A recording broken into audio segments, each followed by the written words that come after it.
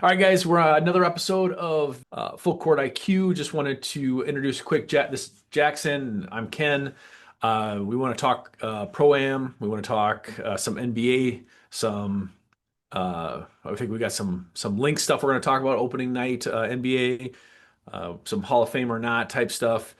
Um, but want to jump into talking a little bit about Pro Am. What the takeaways were, best moments, surprises, standout players. Um, what was your thoughts on that, Jackson? I think in the whole pro-am, the best player that I saw was Jordan Horn. Just him, he can shoot, he'll take you to the basket, and he just, especially in the finals game, he stood out, especially ending off on the game winner that he had The shooting half it court from shot. half court, and they were just a really complete team where some of the other teams they just weren't like as complete, and like he had chemistry with all those guys. He knew who they were and how they played.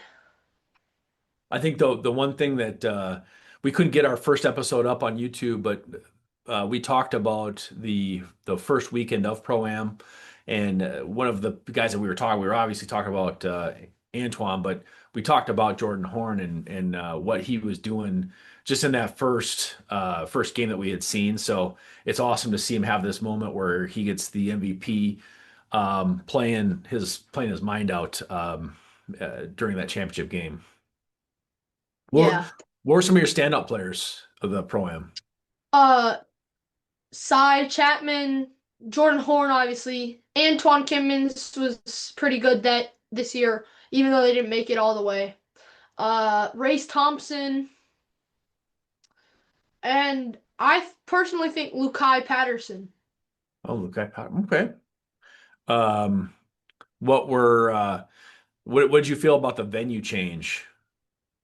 I think, although it was smaller, I just feel like people they I think they just didn't want to come because it was going to be too crowded, but it ended up not being super crowded. Yeah. I will say that championship game when they had the place just packed out, that had like a different feel. I remember going 2 years ago. What was it? It was Team Tyus and I don't remember what, but they had actually opened the curtain at Minnehaha Academy when everybody was just completely Yeah, packed. That was a cool vibe, and you could feel the electricity throughout the crowd yeah. itself. I felt that on Wednesday, which was pretty fun. Which players of all the players that you saw do you think is going to be able to jump into like the pro level or semi-pro level? What do you think is the one that's going to be Um, the best? I mean, there's already a couple guys in the pro, semi-pro level. All those guys play like G League, or they at least continually play. But one of the guys I saw who's like is gonna hopefully jump is gonna be like Lukai, cause he just graduated from U of M, and I think he's trying to go play overseas, but time will tell. One of the things that I saw, we thought or I thought that Lamb Chops was going to make it to the championship, and unfortunately they didn't. And the coach of the Lamb Chops has been Muscala for the last couple seasons, and so it was fun to see that Muscala now um, has taken a position, or he's in the process of taking a position with the Suns. Um, I thought that's pretty cool with Yeah. that. Uh, some other like people that are out there when you're thinking of NBA and you're thinking of free agents and stuff. It looks like Westbrook's still out there, which I guess I wasn't paying attention. I didn't realize Westbrook was a free agent. Yeah. It looks like he opted out of his. Him, Kuminga, and Giddy are all still free agents. And I've seen Giddy and the Warriors, Giddy, Kuminga, and the Bulls are looking at like a trade deal, sign and trade deal. If you're Russell Westbrook, are you looking to go to a team where you can try and win a championship, or what are you thinking in that situation? I'm just more curious what your If I'm thoughts are. Westbrook, I'm just I might just go to the team where I can just play the longest so I can get the bag there for a little bit. Cause if I'm Westbrook, I want to win the ring, but I also want to make money for as long as possible. Right. But he's done Cause so much stuff already. I mean, he's kind of a Hall of Famer already, right? yeah, Based off of I get the he's a Hall of Famer, but he's already 35. What if he gets to go someplace where he could win a ring and he gets the bag? That's like the dream deal. Okay. Where Because do you think? If I'm Westbrook, I'm just thinking I want to stay in the league as long as possible just to get all the all the money I can. Oh, the money you can. What I saw stuff where he's looking for a mid-level exception. And I also saw that he's looking at the Kings, but then we were just online a little bit looking and looked like there was a lot of Knicks talk too. Yeah. It'll be interesting to see where he goes. So we got opening night. They've got I think the team's set for opening night. What were the key matchups there to watch? Uh, they're saying LeBron. They're bringing back LeBron and Curry rivalry with Golden State versus Lakers, plus a Christmas Day Warriors Mavericks and a Okay. couple other games that they're saying are going to be pretty good. That's cool. And didn't you see something where they're talking like European NBA talks? There was just kind of Oh, rumors of maybe a expanding the global expansion. league, like expanding the league into like London and Paris and Rome, and just like trying to get them those cities, but they're still playing in the NBA. Yeah. You think that'll hurt But or help the talent for the NBA? I think it not that it hurts though, because you're still if it's an NBA team, you're still gonna have guys from the US playing there though. Right.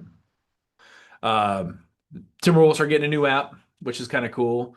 So if you're sitting at a game, you're I saw that there if you're maybe you're in the upper deck, you get an upper deck ticket, you see a lower level seat that might be available. If that seat has opened up, you're able to upgrade to that seat. Kind of fun when we're at the game and you're like, oh, there's a seat down there. I would love to sit down there if you have the ability to physically go down there and not have to be kicked out of the seat because it's not your seat. What do you think about that? Yeah. I think that's cool for the people sitting up there because you just get to experience, even if it's just for like a couple, like the last quarter, if it's a blowout, or if it's the last 5 minutes, you get to sit a little closer. Plus, it looks better for the Timberwolves too if they still have the lower level full. Somebody leaves like Yeah. three-quarters of the way through the game and then marks off that they're leaving. That might be a cool opportunity. It'll be interesting to see how that thing plays out after doing all that. Let's move on to Hall of Fame or not. Okay, fair enough. You want to pick some players or what do you want to do with that? I think we can go back and forth. Okay. Um, yeah, I'll start. I'll throw you a softball here. We were talking about Russell Westbrook. What do you think? Hall of Famer? Oh yeah, I think Hall of Famer just because of the MVP and what he's done. He's really changed the game in like aspects that we never thought because he's a point guard averaging a triple double. Right. And like the last time anybody before him averaged a triple double was Oscar Robertson. But then like last year you saw Jokic do it, and I think like out of those three, he might be the worst accolades wise, but he was one of the most explosive players of all time. And he did so much just showing, because Oscar Robertson really, if you put Oscar Robertson today, he probably wouldn't average a triple double. But you put Westbrook back in the 60s, he would have averaged like a triple triple. Who you got? Who you But got for me? I think I'll say Draymond Green. Draymond Green. Yeah. I think just because of his presence through those championship games, he's going to end up getting into the Hall of Fame. Do I think he's like the greatest at his position? Absolutely not. But do I think that he's good enough to get a Hall of Fame bid? Absolutely. I got one for you. What about Jimmy Butler? I don't know if he'll be first ballot because I don't know how he hasn't really won any awards, but what he did in his span with Miami Heat, bringing them not to one but to two championships, but with him and Bam Adebayo for the first two, and then getting Tyler Hero, but he was injured in the 2023. I think that might that alone might get him in, but I don't feel he'll be first ballot unless he wins a ring. I'm going to jump ahead of you. What about Rudy Gobert? I say that only because of Lakers I fans. think he'll do it just cause the four DPOYs. Okay. It's tough Cause because I he's mean, just not a. It's tough because he's not a very like you think of Rudy Gobert, you think of a defensive like person, but then we as Timberwolf fans, we see the how he played against Dallas last or 2 years ago. So it's tough, yeah. but he is, yeah, four DPOYs. And you look at Ben Wallace, who's in the Hall of Fame, and you look at Dikembe, who's also in the Hall of Fame, and those two guys have the four Defensive Player of the Years too. So You wanted to do to finish off, you wanted to talk about top five. What what did you want to award do? winners. Award winners, yeah. Uh, I don't know. You go. We'll go like MVP, Rookie of the Year, six man of the year, all that stuff. All of it? Yeah, All right. Which let's go MVP. I'll say Jokic. I think Jokic should have won it last year, and for that reason, he'll be at least top three. I'm going with Um, the home. I'm going with Ant-Man. as MVP, Yeah. I think he's gonna come back. I think he's got a chip on his shoulder. You don't think so? I think he's got a chip on his shoulder, man. That's too I don't crazy. think so. Ah. Who- It's it'll be like Giannis, Jokic, and Shea who are all there. But and I think Giannis could average like 35 this year just with his supporting cast. He has like because he has nobody really on that supporting cast.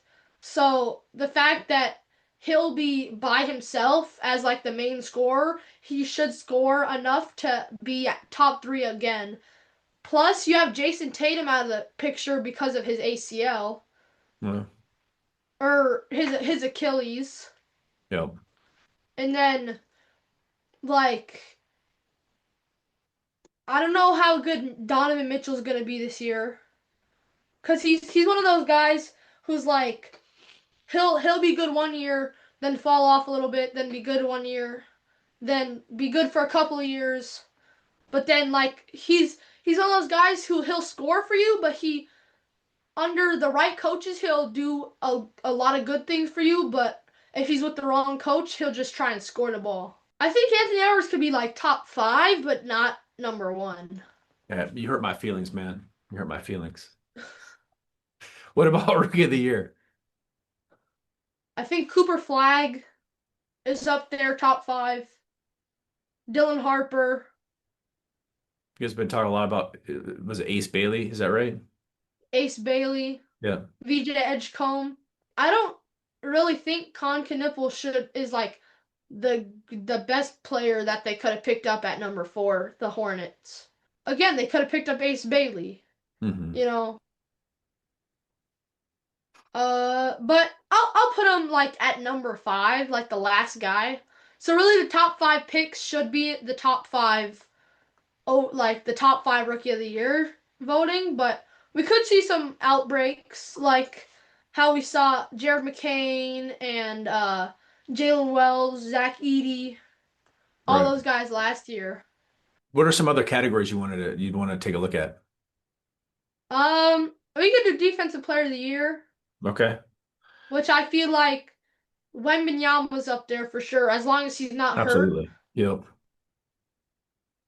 Evan Mobley again, Dyson Daniels again, cause like those Evan Mobley and Dyson Daniels, those two, Mobley came off of winning Defensive Player of the Year last year, and then Daniels averaged 3 steals a game. So he if he keeps doing the same stuff he did last year, he'll be able to do it this year and still be up there as one of the best defensive players in the whole league. Wembanyama rookie year averaged like 3.8 blocks. So, and everyone thinks he should have won it that year. And then Rudy Gobert won it. And then last year he got injured, so he didn't play enough games. So this year I think he's going to come back. Like you said about Ant, I think he might come back with a chip on his shoulder. At least trying to win. At least trying to win Defensive Player of the Year. Who did they who's their who do they pick up in the draft? Harper. Harper. And so the team that they've got kind of around Wemby, they've got a pretty decent pretty decent young core coming up, right? Yeah. Like They how got. Fox isn't that old either, right? He's like 29, 29. 28, 29. But like Stephen Castle just won it. Wemby just won Rookie of the Year. Uh, Dylan Harper should be top 5 in Rookie of the Year voting. It just for him, it just all depends on the choice the opportunities he gets as a rookie. Right. Because coming off the bench as a second overall pick, I think he just has a lot to prove. But at the same time, he's gonna still get his playing time and his opportunities. Right. It's going to be pretty tough this year too when you think of rookies, rookie of the year type Well, category. yeah. Flag is going to be Flag's going to have a great opportunity in Dallas. So What do you think about like six man of the year? I don't know. What are your thoughts? I think I guess it depends on how the Celtics run it. Cause if they start Pritchard, then he's off the board. But if he's gonna come off the bench, then he'll be up there again this year. I think Naz Reid should be up there again. He should have been up there last year, but Agreed. you know. Ty Jerome, if he comes off the bench. But I feel like those three guys, Naz Reid, Ty Jerome, and Pritchard, all like those three, I think should be top 3, top 5 at least. So what we're gonna do, we're gonna attempt to do these episodes every couple of weeks as we get information. Obviously, this is in between the summer and the start of the season for basketball, so there's not as much information here or news. Um, would love you to and subscribe to our channel, and if there's anything that you can think of, let us either one of us know, and we'll bring it up on the next topic, and we'll see what Jackson's take is on this stuff.